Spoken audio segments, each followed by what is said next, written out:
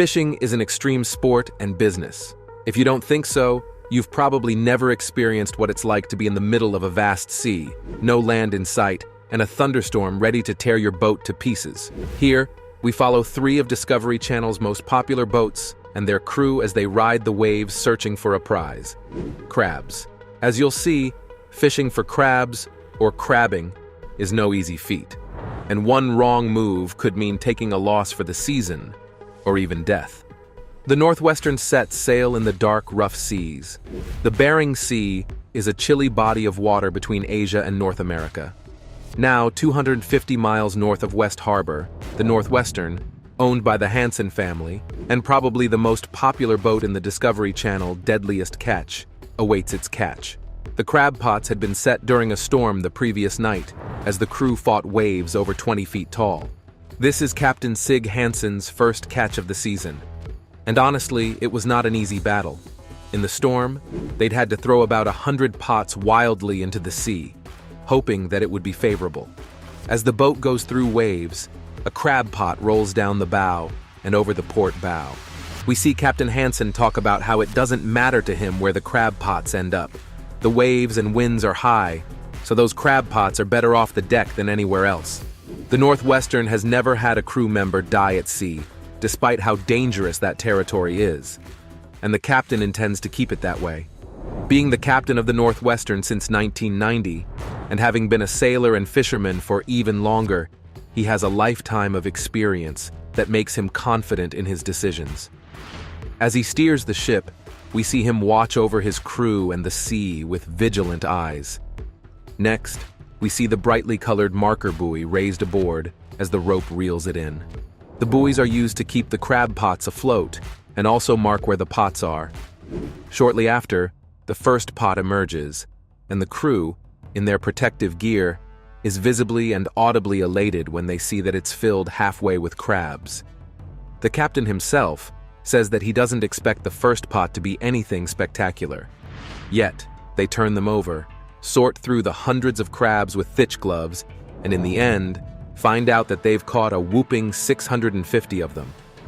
Considering that they hadn't chosen this location strategically, Captain Hansen says that this is a lucky catch. It's good that they stumbled upon this spot on their first try. With this first haul, they can get a feel for what's happening in this part of the Bering Sea and keep making good decisions. We see them haul pot after pot onto the deck, salt water spraying on them. They pull all the crab pots out now that the weather allows them to. Scheduling when to pull does little to help, Captain Hansen says, because when you're out in the sea, the weather has the final say. One moment, the sea looks calm, and it looks like you can rest, but in the next, you find yourself in the middle of an all-out storm. The crew of the Northwestern spends almost the entire day retrieving their pots and sorting out their crabs on this bountiful catch. While the Northwestern is having a field day, 85 miles northeast of West Harbor, the members of the Time Bandit watch a bright orange sunrise throw light across the calm waves of the sea. They deserve it, because they had spent the last night battling a vengeful storm, which tore up their flag and attacked their boats. The Time Bandit was designed by the Hillstrand's father and built by the manufacturing company, Giddings Boatwork. Because of this, it's able to weather even if there is a very strong storm. The crewmates talk about the storm and how many times they got close to getting thrown overboard by a giant wave or wildly rocking boat. Andy Hillstrand, captain of the Time Bandit, had to use every ounce of his strength and alertness to keep his crew members alive. They got tossed around almost like rag dolls, and it's easy to see that you're completely at her mercy when you're in the ocean. The Time Bandits limped out last night's storm with damaged deck lights, torn off boards, and an abused flag. The calm weather is very welcome and works well to make the crew happier. Hundreds of birds skim the water in beautiful arcs, cawing as the boat sails through 10-foot waves, magnitudes better than the 35-footers they had to wrestle last night. Because of this relative calmness, they decide to make hay while the sun shines and haul their crab pots onto the deck, only to yield a mediocre amount of king crabs. Definitely not worth the disaster of the night. Captain Andy's brother, Jonathan, co-captain, had been the one to advise him to try out this fishing spot. But it seems like his advice had not been a good one, and he regrets his decision now. Jonathan had been here last year and seen a lot of successful crabbing, but now, on average, they are only able to keep about 175 crabs per pot. A far cry from what would have been called a profitable day. As Andy complains about following his brother's advice, they catch fewer and fewer crabs. Andy even blows a raspberry at his brother. Soon he looks at the records and sees that the number of people is going down. Soon enough, they will start to get catches so small that it would not be worth it at all to stay in the area. As of March last year, this particular spot had been a hot spot because the crabs migrate down that way. But that is still 2 months away. Jonathan, it seems, has made a miscalculation. Jonathan suggests that they leave a pot a mile away, just in case, and Andy jokingly responds, "Don't you tell me what to do." Sometimes, crabbing is more about luck than a person's ability to judge correctly, as we see with Jonathan, who has years of experience under his belt. Another crab pot rolls in, and they see that they're going nowhere with this.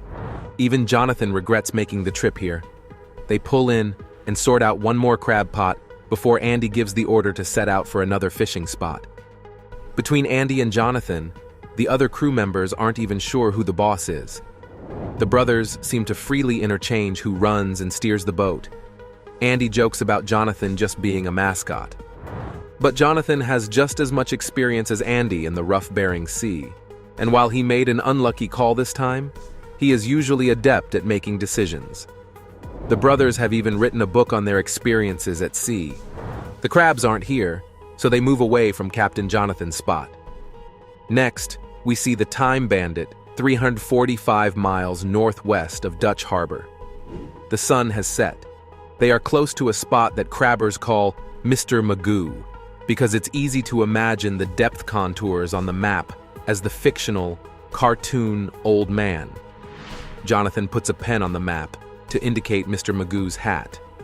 This spot has been a good one for the Time Bandits in the past, so they are optimistic. The Time Bandits gear up, their bright orange suits making them easily visible in the black of the sky and sea, and keeping in whatever shred of body warmth they have. This night again, the weather is more intense, although not as disastrous as the previous 2 nights.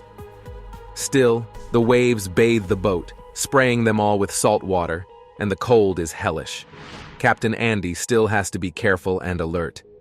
Captain Andy proceeds to splash all 50 pots into the ocean at Mr. Magoo.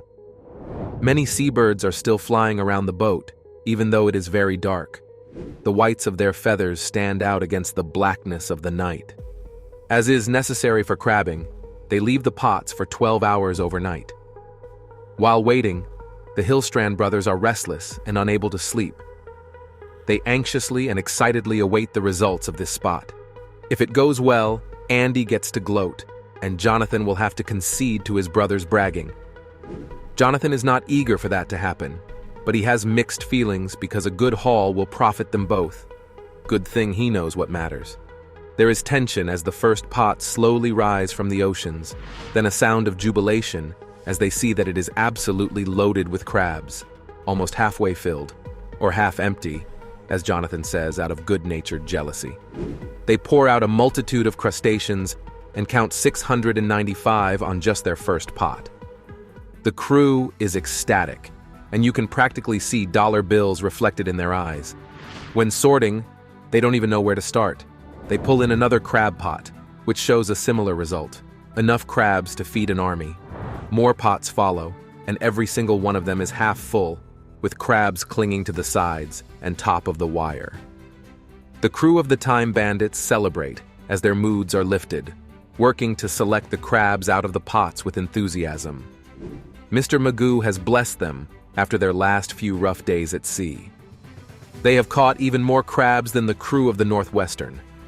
Next trip, they know exactly where to go to get their crabs, and Captain Andy has successfully secured his bragging rights. Even Jonathan has to agree. 100 miles to the southwest of the Time Bandit, the crew of the Wizard aren't having fun. Their bad turn-up has just been addressed quite harshly by Captain Keith Colburn, and after that, they return to fishing. The waters are as calm as they can be on a night like this. The other crew members are sad, and the mood on board seems gloomy. Sad, they know that giving up is useless. Do not stop. They pull up a pot filled with as much trash as crabs. Aside from that, there is tension on the boat. Captain Keith appears to have insulted a few crew members, and the unrest in the salty air. The captain explains himself to the crew members, telling them that they should tolerate his speeches and outbursts. His crew are quick to understand. They know that their captain can be emotional and passionate. Besides, Keith has decades of experience and gets the job done efficiently. He's been in the business since as early as the 1980s, becoming a deckhand for the Wizard in 1988. Relying on very few instruments and mostly his instinct and exposure, he has consistently been able to produce excellent turn-ins. But this time, the results weren't so good. After going on an angry rant and then talking to the crew, he tells the ship's engineer, Lenny, he's sorry, and the two of them get along. Lenny is relaxed and knows what his boss is telling him. But Jason Moylanen, a greenhorn, isn't happy. As Moy enters the bridge, Captain Keith looks at him with suspicion in his eyes.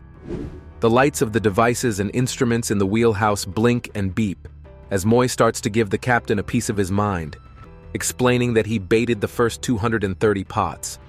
But the captain doesn't let him have it, cutting him off as he speaks. He tells Moy to get out of the wheelhouse, using a lot of colorful language to emphasize his anger. He dismisses Moy abruptly. Overhead, we see a sign which ironically reads, "Adjust your attitude. You are flying into Unalaska, Dutch Harbor." Another outburst from Captain Keith. As a greenhorn at crab fishing, Moy doesn't appear to understand that you do not question the captain, especially one such as Keith. Captain Keith himself feels puzzled that after his talk, Moy doesn't seem to have caught on to the dynamics of this boat. The episode ends with the conflict unresolved. In another episode, we find the Time Bandit and her crew battling the seas on a cloudy day. The waves rise as high as 25 feet, but motivation is high as they try to secure 5,000 pounds of Golden King crab. If they can make that catch, it's going to be a lucrative season, easily more than other catches they've made in their careers. Several marker buoys bob in the sea, showing that the Time Bandits have invested a lot in the sea. They hoist a pot onto the deck, revealing the enormous creatures inside. With a leg span easily reaching the height of a man, they are called kings for a very good reason. The crabbers only have to catch a few of these to make a lot of money. Seeing their pots crawling with the crabs, the crewmates hoot and celebrate. Captain Jonathan tries to navigate the ocean to determine what part would be the most likely to hold his precious kings. He needs to find the right depth to fish in, calculating the influence of the tides so that he doesn't lose gear. After deliberating, he splashes the pots onto a thin ridgeline in the shape of a horseshoe. He hopes his gamble will pay off, as this season and $80,000 worth of equipment are on the line. "Hope doesn't float on a rock," he says, emphasizing that he needs to put his hope on the most sensible of things. The sea gets rougher and rougher on the edge of the storm, each minute spent there getting more and more risky. But the Time Bandit pushes on, their eyes on the prize. The waves make the boat sway dangerously, so the crew has to hold on to things that are still to stay balanced. Finally, they take out the crab pot and see that it has several king crabs in it. Although the findings look good at first, a very large wave hits them shortly after.